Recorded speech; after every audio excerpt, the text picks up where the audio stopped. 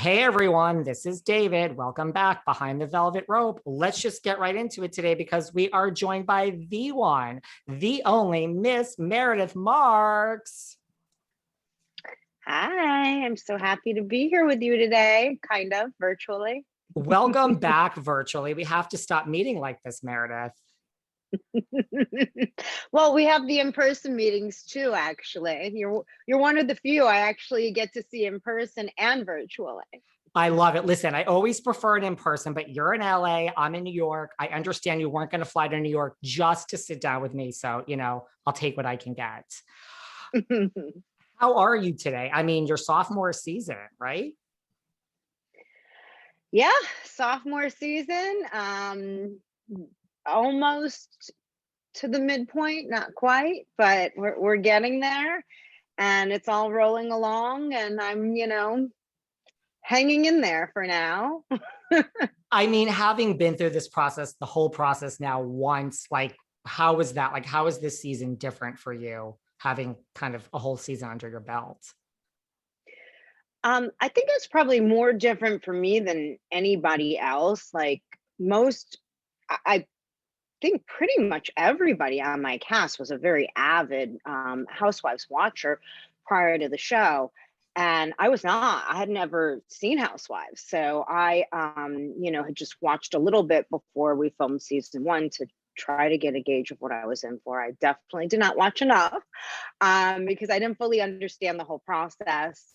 And now I get it.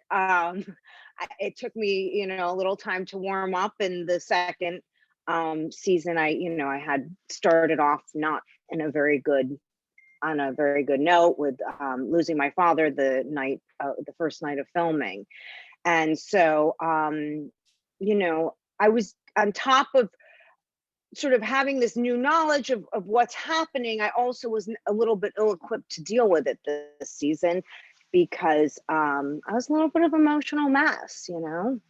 Which is understandable. I mean, did any part of you think of just not continuing? Like that's a lot to deal with in general, the loss of a parent, like especially on the first day. Yeah, it's interesting because that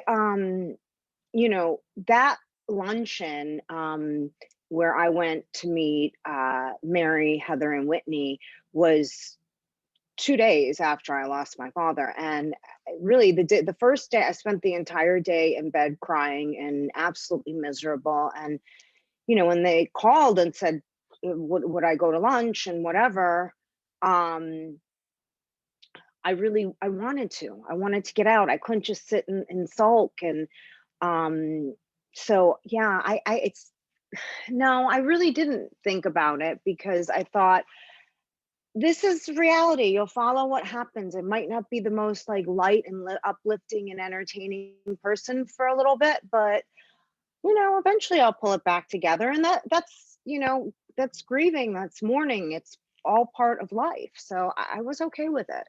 And sometimes it helps to get out, right? And just not think about it for a minute. Absolutely. I have to I'm an oddly very emotional person. Like I can't explain it. I'm very good at pushing the emotion aside, but when I'm sitting and stewing, I just start crying. Like my kids make fun of me. They're like, "Oh my God, you're gonna cry at everything," because I do. And so that's why I push so much out, and I sort of try to not deal with things because I don't want to be so emotional about stuff. So yeah, for me to be able to kind of sweep that under the rug for a little bit and go do something else, of course I'm going to take it. That's just so in my nature. Trying to get better at not doing that, but it is definitely a big part of me. You're preaching to the choir because I'm a Gemini. I'm great about push the emotions down or keep them to the side, and you don't need to access them. Do you think that's a misconception about you? Just that, you're disengaging and you're able to just kind of, remain stoic at times? Yeah, I think that sometimes people think that I'm like very cold and uh it's actually kind of the opposite. It's that I know that if I go there, I will get so emotional that that's my way of kind of just turning it off so that I don't go there, get so emotional, and then do something that I really will regret, because when we talk out of emotion, we say things that a lot of times we don't even mean, and you can't take words back. You can't.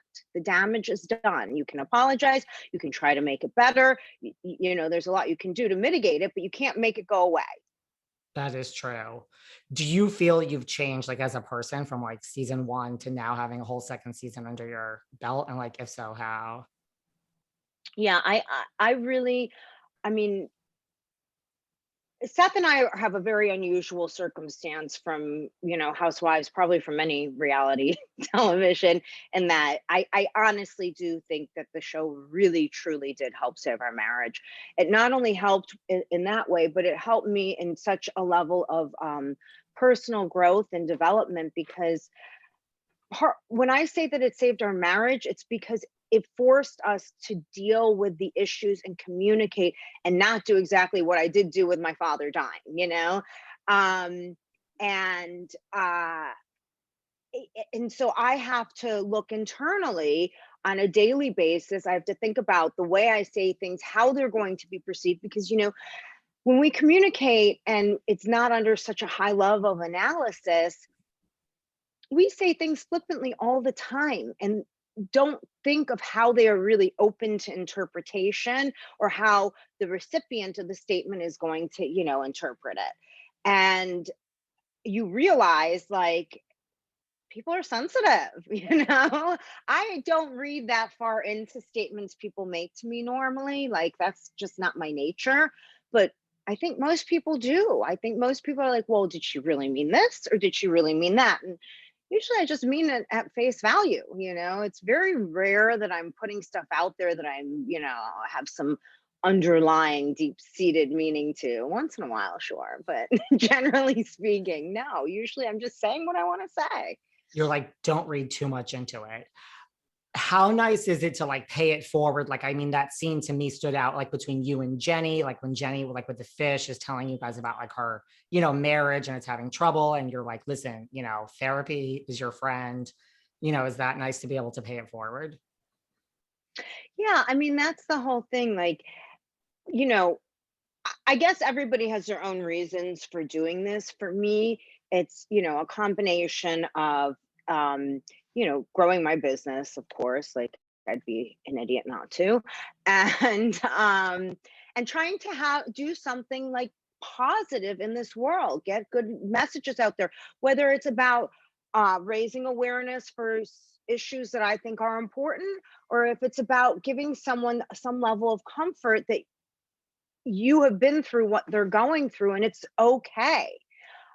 So yeah, hearing Jenny sit in a tough space for me, and you know, with us not knowing each other all that well at that point in time and having her feel very comfortable speaking to me, it made me feel great, because I felt like, okay, I think she's kind of disclosing this to me because she knows what I went through. And, otherwise I don't think she would have confided in me with it because like, we didn't at that point know each other all that well. How do you think she fits into this group?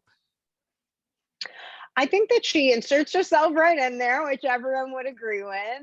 The group is interesting because there's such a flow and in dynamics in these friendships and relationships. And one day two people are friends, the next day they're not. This one, it's very complicated, and a lot of the friendships and relationships within the group I personally don't quite understand the dynamics in it, which is fine. I don't need to. That's their friendship, but I don't.